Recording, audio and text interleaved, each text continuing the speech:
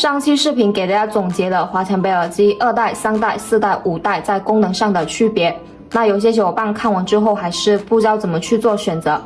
不妨参考一下这位小伙伴啊，直接列出了自己的需求。那他就是通勤时间在地铁里面听课，所以主要需求有2点：续航时间越长越好，降噪效果又明显，让我推荐一款入耳式耳机。那根据他这2点需求呢，我就推荐他入手5代月湖版，后续就直接下单了。这个沟通非常的高效啊。那月湖版5代有什么样的配置呢？月湖的耳机它的续航能力在所有版本之中一直是数1数2的，从3代的耳机开始，它的续航时间就是最长的。那5代它还是依旧沿用了45毫安的干壳纽扣电池，所以耳机单耳单次的续航时间能达到9个小时。再加上它的充电仓电池这一次是升级为500毫安的，可以供这个耳机充4次电左右，所以总续航算下来30个小时，甚至要比它的3代耳机还要长，这是第一点。那第2点呢，就是它的降噪能力了。这一次5代耳机最大的升级就是它的降噪能力。月湖版5代用的是双麦降噪，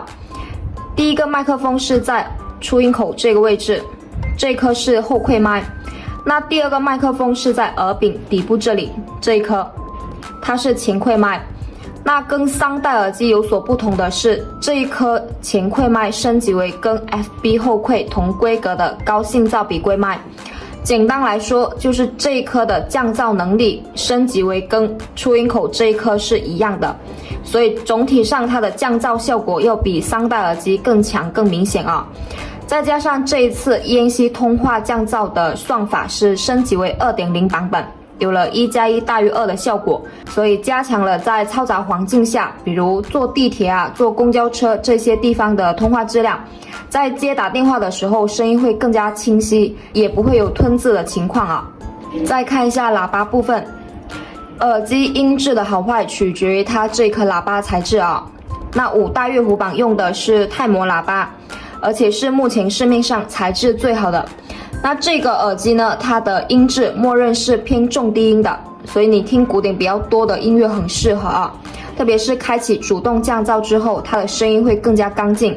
然后在专用的软件 FlyCC 里面还能去设置其他的音质效果，有月湖指音、原装音效等等，大家可以根据自己的喜好去调节啊。这一次月湖版5代的工艺度可以说是更上一层楼啊，大家可以看一下这块主板。主板升级为 PCB 光板6层 HDI 镀金板，功耗更低更稳定，整体上是提高了耳机的良品率啊。然后在主板上呢，有一个新方案的虎头 logo，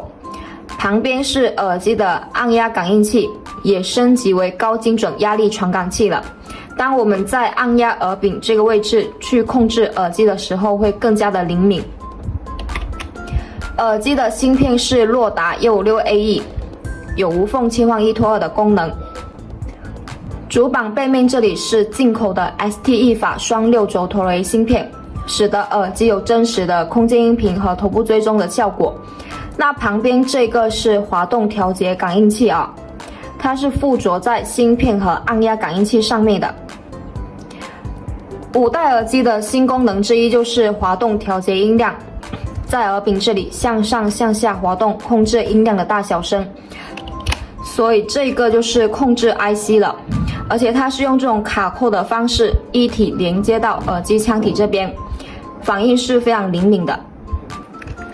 市面上的5代耳机从音质、降噪、续航、稳定性等等各个方面上来说，月湖版绝对是数1数2的好。大家可以在平台上面搜索华强北5代耳机，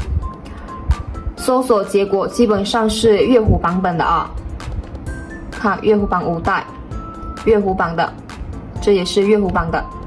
说明大家对于这个版本的认可度还是比较高的啊。不过大家在入手之前一定要先了解清楚配置是不是顶配版的，有一些是挂羊头卖狗肉，有些甚至都不是月湖版本，所以大家一定要先问清楚啊。那本期视频就分享到这里，有需要同款的小伙伴可以私信我，拜拜。